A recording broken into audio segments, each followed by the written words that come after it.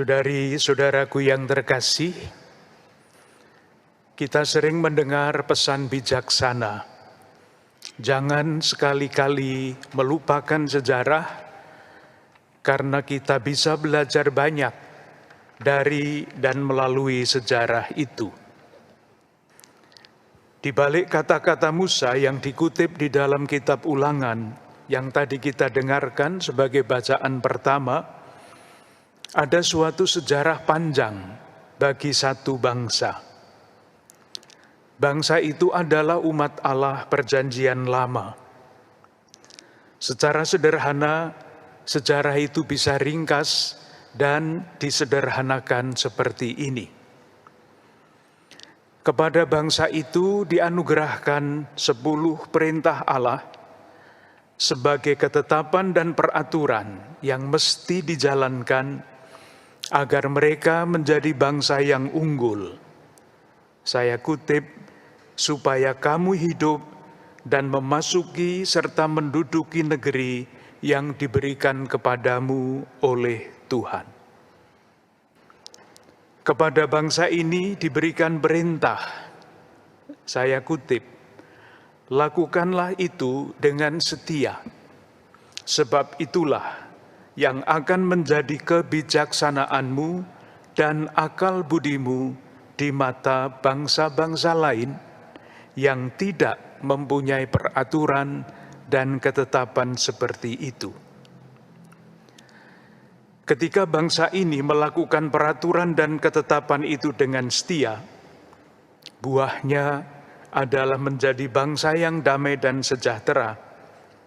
Bangsa-bangsa lain yang melihat mutu kehidupan bangsa itu berkata begini, saya kutip lagi, memang bangsa yang besar ini adalah umat yang bijaksana dan berakal budi. Bangsa besar manakah yang mempunyai ketetapan dan peraturan yang sedemikian adil seperti seluruh hukum yang kubentangkan kepadamu pada hari ini. Dan memang benar, bangsa yang dipimpin oleh Musa menuju kemerdekaan ini menjadi bangsa yang besar karena bangsa ini mempunyai kebijaksanaan dan akal budi dalam arti yang seluas-luasnya, berbakti kepada Allah, dan atas dasar bakti itu membangun bangsa yang disegani oleh bangsa-bangsa lain.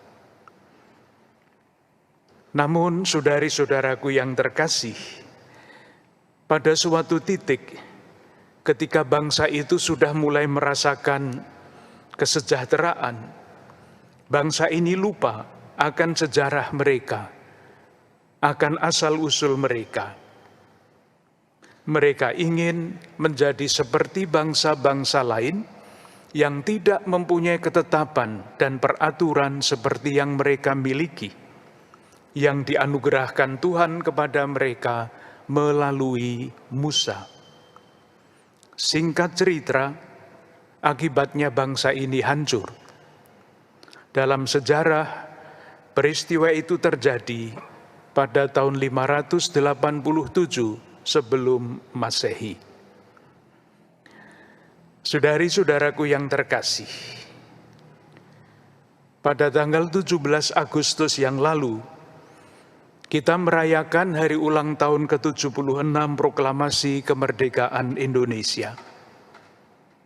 Kita dapat membaca sejarah bangsa kita dengan kacamata sejarah umat Allah Perjanjian Lama yang tadi saya coba ceritakan dan belajar daripadanya. Kita bersyukur karena seperti melalui Musa, Allah menganugerahkan ketetapan-ketetapannya melalui para pendiri bangsa kita.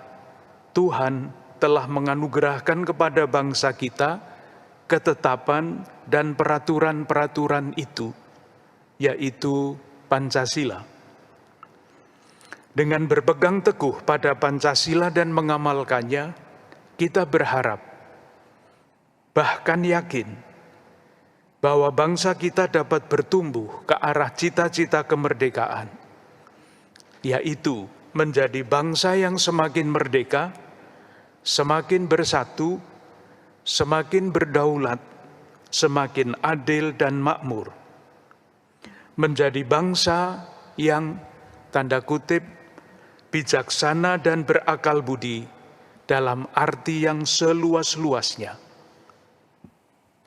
Saya menafsirkan keyakinan inilah yang diungkapkan di dalam semboyan syukur kemerdekaan ke-76 bangsa kita, Indonesia tangguh, Indonesia tumbuh. Salah satu indikator bahwa kita bertumbuh menjadi bangsa yang bijaksana dan berakal budi, dapat kita baca misalnya di dalam hasil penelitian-penelitian ini. Menurut penelitian suatu lembaga internasional, pada tahun 2020 yang lalu, Indonesia menempati urutan pertama dari 146 negara dalam hal kerelaan berbagi. Penelitian lain dari lembaga yang lain menempatkan Indonesia pada nomor 6 di antara 167 negara dalam hal modal sosial.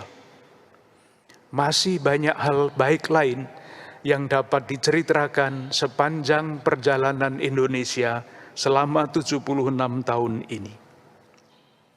Ada satu hal yang sangat perlu kita perhatikan.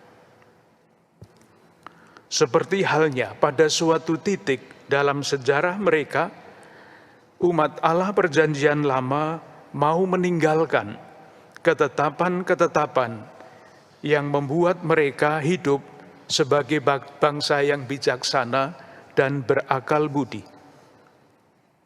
Sejarah bangsa kita pun mengalami tantangan yang sama. Tetapi kita harus yakin bahwa hal seperti ini tidak akan pernah terjadi dengan bangsa kita.